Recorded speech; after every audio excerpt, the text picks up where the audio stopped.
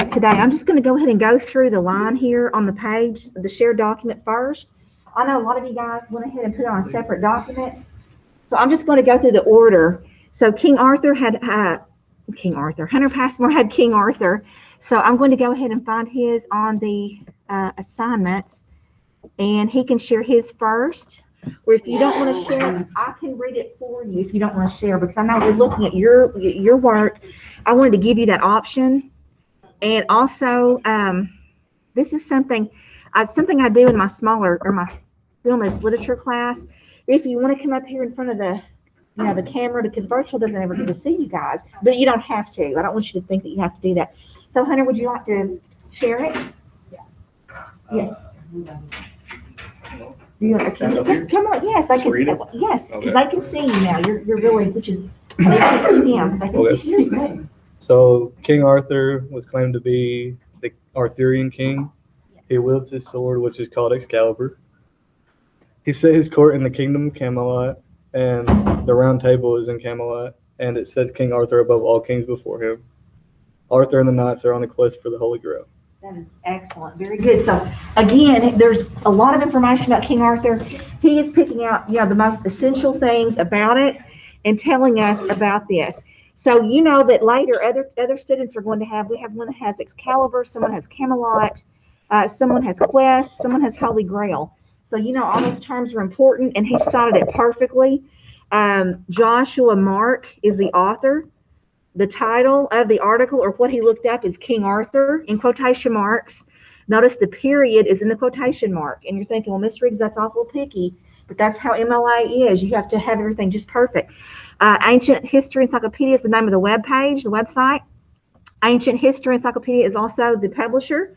They published it on the 2nd of October, 2020, and this is the web address. Perfect MLA. All right, very, very great work.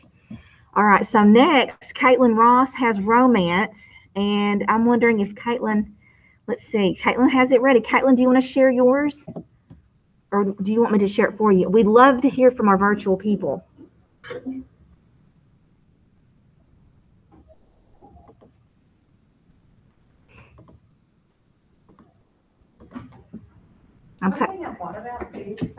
Tell me. Hear my student, Yes. and it's because I have turned down this. Oh, yes. Well, that's But it. yours is. Right. Well, I know. I need all the help. Okay.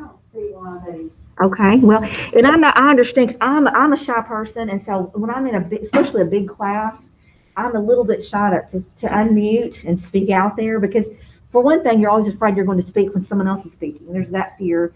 But then it's just it is sticking yourself out there. So I understand that. But we do love to hear your voice, even if it's nothing but, no, Miss Riggs, will you please rate it or something like that. But I've got to work on that. I need to do better with my interactive. All right. So you had Arthurian romance. And so she has written here, this has been taken from Esther Lombardi's article, Arthurian Romance and Arthurian Myth. And I want to brag also on the perfect citation she's given. Perfect MLA citation. It's beautiful. Here's the author. This is the title of the article. This is the web page or publisher. We have the date it was made, 6th of March. And then, of course, she has the citation or the address. But now notice that there's a little bit of differences in some of your citations. And, Al Purdue publishes for free. Every year they have it updated. So that they go back and forth on this. And I don't really know why they changed their mind, except to just maybe almost how to sell more books, because there's the Diane Hacker. She's someone who makes a lot of money on putting out a new MLA handbook every year. But anyway, sometimes they'll have you put web and the date you accessed it. But again, I wouldn't mark anything on that. I might just add, web and what date did you access it, but I wouldn't mark off. That's very excellent. Okay, so this says defined as a narrative written in prose or verse, that means in poetry, and concerned with adventure, courtly love, and chivalry, which are also words that someone has in this class. It's derived from the narrative verse from the 12th century France.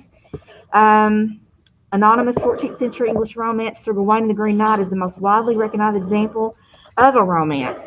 Although little is known about the poet, they refer to him as the Pearl Poet. The poem seems fairly typical of Arthurian romance. The Green Knight is magical. He challenges a noble knight to an seemingly impossible task, in the pursuit of which he meets fierce beasts and the temptation of a beautiful woman. So I hope that sparks your interest, because that's exactly what we're going to read. Very good job on defining that for us. Very good. That was Caitlin. Okay, Richard. Why is my name not up there and I did it? I did one up. Might be it's out of order. It might just be you might have been knocked out of order. My name is up. Do you want to go next? Oh, no, I don't. I was looking. Okay, Richard doesn't have his in yet, and I know Richard's not here today, so we're going to move on from that. JC had Guinevere, so I'm going to look for JC. Probably turned it in separately, maybe on this. No, there it is. So JC, would you like to share yours? I can, if y'all can hear me. You don't know I live for this. You don't know how much Can you it hear me? it makes my day when I hear from my virtual people. Yes, please. Guinevere, a villainous queen seen as a seducer, adulterer, damsel in distress, and even a goddess by some. She is seen as difficult to define, and in some places being called Guinevere was seen as an insult. One fact that remains the same about Guinevere is that she was the queen of Britain and the young wife of Arthur. I believe that Guinevere was a woman who had fallen in love with someone else, Lancelot, and the idea of divorce was seen as taboo. Every story is different, though. For example, in some stories, Guinevere becomes a nun. In other stories, she becomes so bored she has many affairs. In some, she is a goddess. In some, she committed suicide. And there's many other stories. Excellent, JC. Excellent job. And again, legend is there's more than one story, and sometimes you think, well, they contradict each other. Well, that's just the different string, the different legend. And one thing about the Arthurian legends, a lot of writers, they wrote different legends. So we're going to be reading Sir Gawain and the Green Knight. We don't know who wrote that. That's the Pearl Poet. But we're also reading Le Morte d'Arthur by Sir Thomas Malory. So that's just one author. There are hundreds of, I say hundreds. Yes, there are plenty of people who have written about the legends, and they do differ. There are some constants in them, though, but they can differ a lot. Okay, your citation looks great. I'm just going to do one thing. I didn't mean to make it look like that. I'm going to indent that line. That second, that's called a hanging. Is that a hanging margin? Something like that. And what would the purpose of that be? If you're a professor, you're a teacher grading all these papers, why would it be? If you use more than one citation, you can tell where the first one ends. You can tell where they begin. It's exactly right. And so anything under that, if it went longer, she would just keep putting it down here. It's also alphabetized. So that is beautiful. This is the author. She looked up Guinevere. Ancient History Encyclopedia was the website. This was the publisher on this date. That is the website. Again, excellent work. Very good. All right. Next is, let's see, I'm just going down the list. Caleb Floyd, Knights of the Round Table. Caleb, would you like to share yours? I sure can. And I went ahead, I snuck ahead and looked, and I just think your citation's great. I'm just going to do the one little thing about getting it over there, that little hanging one. It looks perfect. So this is the title. Guys, what's this one? That's the name of the web page, and then the date it was. That looks like there was probably no date on it. So this is the date he accessed it. Web. Oh, or did it list the 6th of October? Wow. Yeah. Okay, cool. In like 10 minutes. That's amazing. They're on the ball. Okay, that's fantastic. So that is not a typo. That is it. And he, of course, the date he accessed it, and there he has it. Very good. Excellent. All right, guys, the reason I'm going over this is because I want you to have an idea, because we get spoiled the citation machine and all that. I want you to be able to, it could be that sometime in your research later, you're going to want to find these things, and I want you to be able to go find a certain work. Like, I want to read that. I want to read Kitty Encyclopedia, so I need to, or Kittle Encyclopedia. I need to know how to go back and find that. Plus, I want you to know how to cite anyway. All right, so the Knights of the Round Table were the greatest knights under King Arthur. The knights would go and sit at a table that was round with King Arthur. What would the benefit of having a round table versus a rectangular table be? You can see everybody, because when I go with my family, I want a round table. So, because a long table, you end up doing, you're kind of stuck with the people. I hope you like them. You're stuck with just a few right around you, right? But a round table, you can talk to everybody. What else is a benefit of a round table?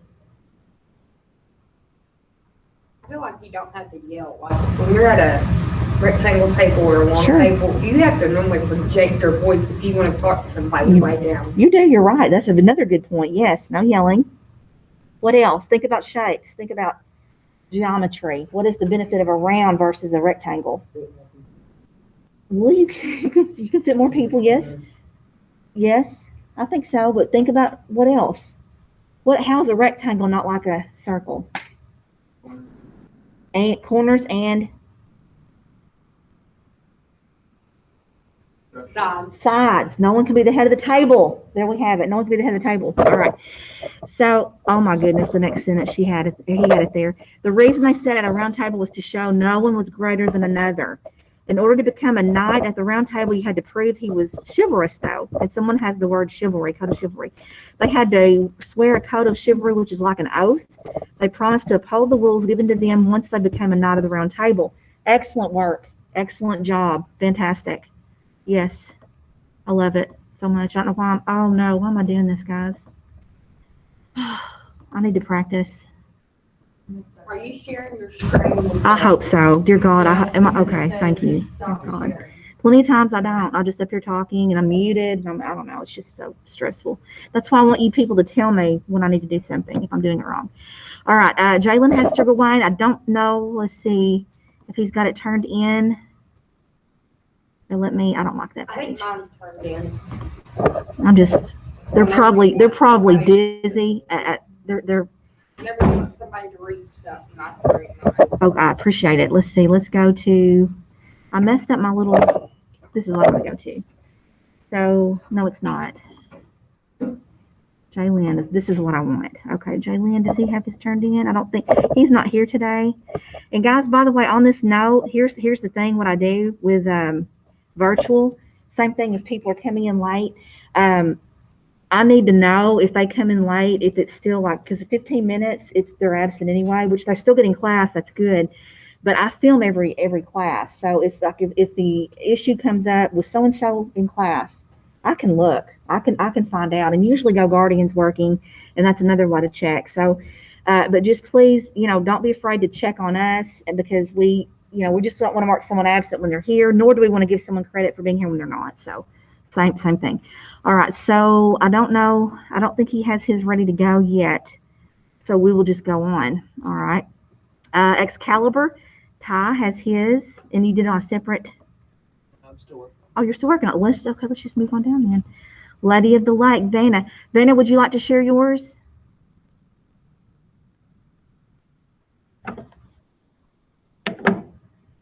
Vanna, would you like to read yours? I'm taking silent as a no. Okay, Lady of the Lake. Lady of the Lake is known as several related characters who play parts in the Miss Riggs, Yes. I think it kicked her off, but she just sorry, my voice. I think it kicked her off, but she just joined back. Yeah, I was Thank you. about to say that. I'm pretty sure like the connection went out for her. Yeah, but she She's back. just joined back though. Yeah. Thank you. And again, thank you for letting us hear your voice. You just don't know. Well, it really, is it just me or don't y'all like to hear from them? Is it just me? We enjoy it. It makes us happy. Thank y'all. Vanna, would you like to share your Lady of the Lake, or would you like for me to read it? I think it might still be broken. Oh, she's still down. I thought she was up. Okay, I got it. So thank you for letting me know. No worries. All right. So these characters' roles included in giving King Arthur his sword, Excalibur, taking the dying king to Avalon after the Battle of Camlan, enchanting Merlin, and raising Lancelot after the death of his father. Many writers give her many different names that consist of all those names. I don't want to botch. So again, many writers. We have many writers fooling with these legends. So that's why we have a lot of, not misinformation, just different stories, right? Different ways things happen. All right, now with this one, Lady of the Lake, and I just want to say, Wiki, I know that they're the first that pop up, but we typically don't want to cite them in a paper. I know that when we're out driving, or not driving, but riding with someone, we look something up quickly, we might go ahead and cite it, but we don't ever want to cite it, but we will.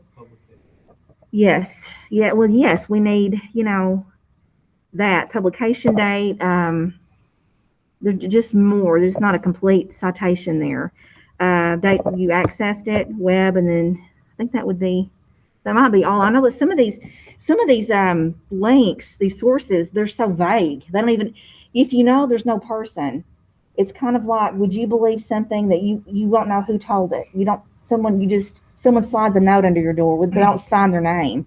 Well, you don't, would you believe it or not? It's a lot more if someone comes and says, hey, this is something I want to tell you, and you can put a face and a name with it. That makes it more valid. So that's just another clue that typically writers, they want to own their stuff. They worked hard on it, so they'll have a name there. So if it doesn't, I'm not talking about Britannica and things like that. That's obviously a good source, but it should have a name to make it a better source. All right, Rhiannon had Merlin. Rhiannon, would you like to read yours? This looks fantastic.